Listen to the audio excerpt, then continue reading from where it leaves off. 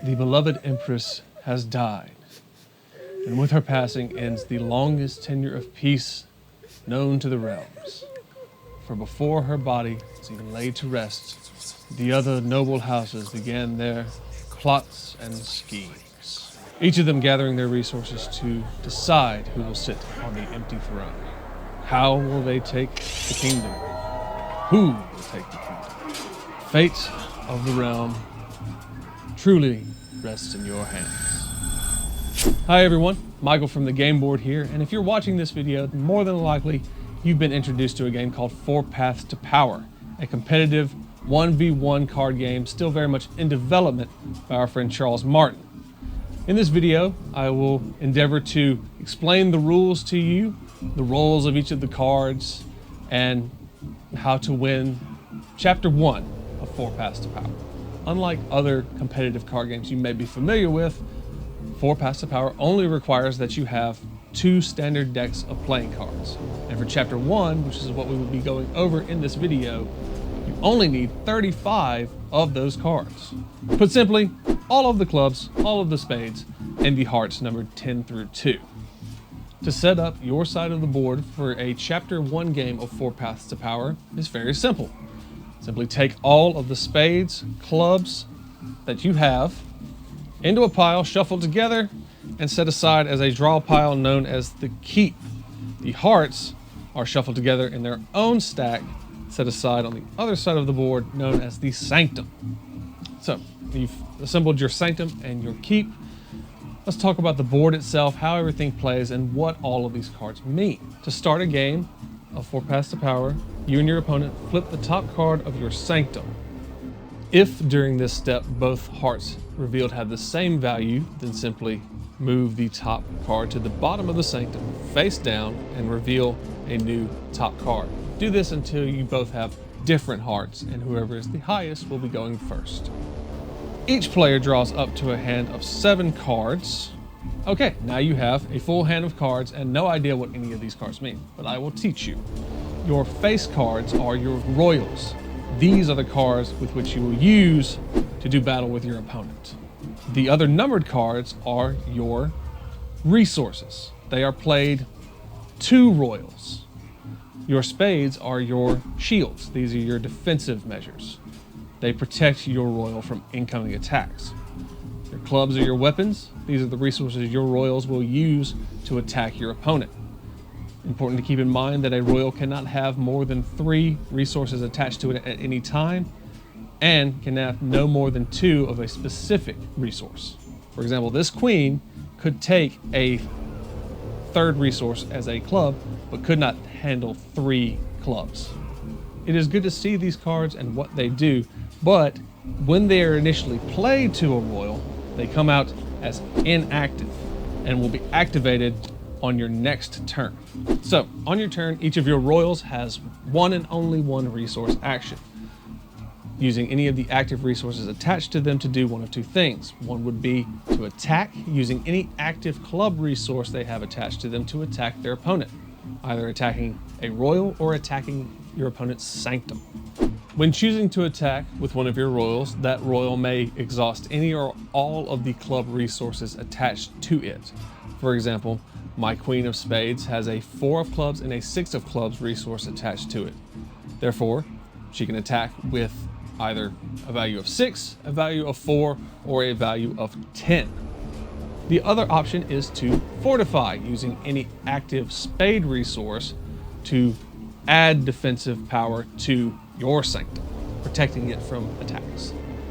When you fortify spade resources to the sanctum, it is called building the tower of defense to your sanctum. An important note would be that you cannot fortify with any spade resource that is greater than the one previous. For example, this 7 is protecting my sanctum, but I cannot fortify with either the 8 or the 9. However, had I fortified with the 8 instead, on a subsequent turn, I could now fortify with the 7. Let's talk very quickly about royals and their abilities. In Chapter 1, each of your royals will have either a club or a spade. Your club royals have a +1 value to any of their attacks. Your spade royals have a +1 value to their defense. Also, each royal has its own special ability. For example, the king has the king's initiative, meaning that if I choose to play an inactive resource to the king, it can now use the initiative once per turn to immediately activate that resource, thereby putting it in play this turn instead of next turn. The queen has the queen's diplomacy, with which she can give, take, or trade any one resource from one royal to another. It is important to note that using the queen's diplomacy, you can never trade or give, take anything from the tower itself. The tower is its own thing. The queen's diplomacy only interacts with the resources attached to royals.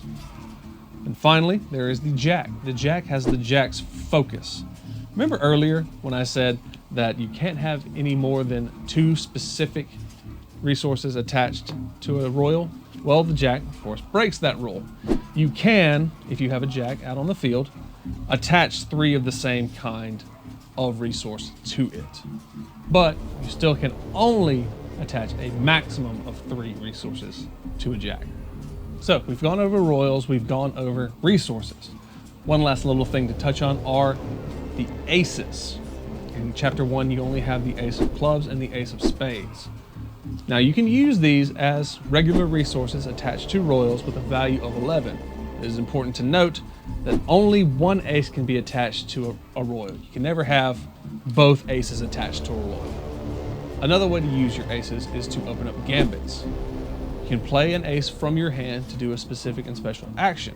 The ace of clubs is your knight. It can charge. By playing it directly from your hand onto the field, you can charge your opponents, either their royal or their sanctum, for a straight attack value of 11. The ace of spades is your sentry. Now, if you have an attack coming your way that you don't quite have enough defense for, you can play the ace of spades from your hand as the sentry and rally. When played as a rally, the ace of spades only has a value of 1, but it allows you to bring along any other spades you have in your hand that you wish to play. This includes any spade royals, which add a value of +1 to the defense of the rally. Important note, if you do this and the defense is not enough to prevent the attack, the royal in the rally is eliminated, sent to the graveyard, and your opponent is one step closer to a valorous victory. Now, opening up gambits is risky. For example, if I opened up a gambit with my opponent by charging them with my knight, they could either let that attack go through, or they could choose to block it by playing any ace of their choice from their hand. Keep in mind, just like the ace of clubs knight charge, the ace of spades sentry rally can be blocked by your opponent if they choose to play an ace from their hand as a block. If they do this, any cards you used in the rally are discarded along with the ace. Another option is to let the attack go through and then counter. This would allow my knight to charge, but gives them the opportunity to play an ace in response and affect my side of the board. So, as a quick recap, on your turn, first thing you do, draw up to 7 cards. Then you may play royals if you have open spots onto your field. Keep in mind, you can only ever have 2 royals active at a time. You can play resources to those royals, again, inactive when you play them. Then, if you have any active resources left over from previous turns, you can take 1 resource action apiece with your royals. Keep in mind, you also have your royal special abilities that can be used once per turn. For example, I could use the king's initiative to flip this 7. Now I can use it immediately to take the king's resource action to attack my opponent. And lastly, you can play any aces from your hands and open up gambits. I say lastly, but you do not have to play aces last. They can be played at any point during your turn. If there's any confusion, and I can imagine there might be, I will now demonstrate an example turn to see how the flow of the game kind of goes. So to determine who goes first, we will flip the top card of our sanctum. Whoever is highest goes first. I have a 10, my opponent has a 3, so I will be going first. We both draw up to a hand of 7. The person who lost the draw on the sanctum has first opportunity. If they have no royals in their starting hand, they may redraw by showing their hand, and discarding any cards they wish, then drawing back up to a hand of 7. So I open up by playing my King of Clubs. I will then attach resources to it like so. 1 in defense, 2 for attack. I do not wish to play any cards currently, so I may discard any cards that I wish from my hand to the bottom of my keep face up, and then end my turn. My opponent now has their turn, the Jack of Spades, Royal, and then attach some resources to this Royal. Now we have 2 defense cards attached to this Royal and 1 attack, and then may discard if they wish, face up to the bottom of their keep. As you're playing through the game, taking your turns, drawing up to 7 cards at the beginning of each turn, if at any point in your draw pile you hit face up card, then you simply reshuffle the remaining cards in your draw pile to create a new draw deck, placing them face down, and draw any cards you now need. Now, my turn once again.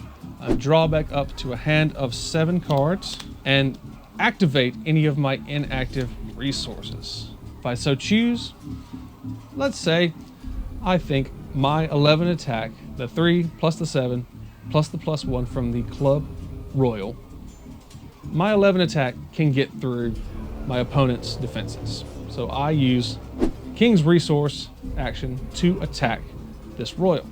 My opponent will immediately reveal their defensive cards, showing a defense of 11.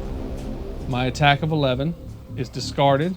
Their defense cards are discarded, but the Jack is untouched, for it has a +1 defense value.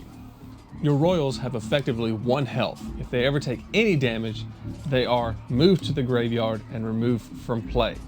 The exception being your Spade Royals. They have an additional health via having a +1 defense.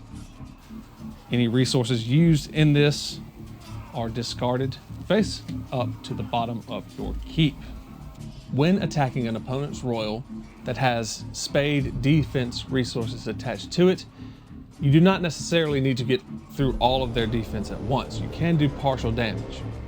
Let's say in this example, my King of Clubs attacks my opponent's Jack of Clubs with an attack value of 11. The Jack of Clubs is showing a combined defense of 12, so I can't get through all of their defense, but the 3 is eliminated. You start with the lowest defense card if you get through it. The 9 remains, only taking 8 points of damage, so the entire thing holds firm. And of course, the Royal is untouched. I could reattach some resources now that I have open spots to this Royal, and I could, if I so choose, do a Night Charge. Now I could Night Charge this Jack, eliminating it from the field of battle, or I could choose to Night Charge the Sanctum. I choose in this example to Night Charge the Sanctum. My opponent could, if they have an ace in their hand, block my charge, but let's say for this example it goes through. If the top card of the Sanctum is eliminated by an attack, it is moved to the graveyard and removed from the game. My opponent will discard the 3, so I have 8 attack value left over. They'll flip the next card, 5. That is also eliminated. Now I have an attack of 3 left over, 10. The remainder of my attack does not go through, but that is now revealed. The ace is discarded to the bottom of my keep. Let me take a quick second to explain a little bit more in detail about the Sanctum and the Tower. Say I want to attack my opponent's Sanctum. First, I have to get through any defense in their tower if they have any. In this example, my King of Clubs attacks with a 4 and a 6 club, total value of 11, counting the +1 from the club. The Sanctum has a tower with a total defense of 12. In this example, the 2 would be eliminated, the 4 would be eliminated, the 6 is more than the remaining 5 damage, therefore it stays. Any exhausted cards would be put in my opponent's draw pile, face up at the bottom. In a different example, there was no 2 in this case. simply a defense value of 10. My 11 attack would eliminate both the 4 and the 6, but have 1 remaining damage to carry over to the 5. It's not enough, 5 remains. Another example, there was no 4, only a 6 in the tower for defense. I attack with 11, the 6 is eliminated, and the 5 carryover damage is enough to eliminate this 5 in the Sanctum. There is no carryover damage in this case, so the top card of the Sanctum is not revealed. So this is the example of how a turn would go. Back and forth, playing royals onto the field, attaching resources to those royals, using them to attack your opponent. As the name suggests, Four Paths to Power has 4 paths to victory. But for the first chapter, which is what we will be using, there's only one path, and that is Valor. To win by Valor, you must either fully deplete your enemy's Sanctum of all of its health, or eliminate all 6 of your opponent's royals. Both are valid options, but be careful that the last royal your opponent has, or that you have, has an ability called Last Stand. When your last royal enters Last Stand, they have on their turn 2 resource actions instead of 1. So that is essentially Four Paths to Power Chapter 1. A more deep dive into the base rules. There are more complex rules as you progress in chapters, but these are the base system rules that every other chapter is built onto. Again, thank you so much for watching this video, and we hope you enjoy your playthrough of Four Paths to Power Chapter 1. I'm Michael from the Game Board, and that's how we roll.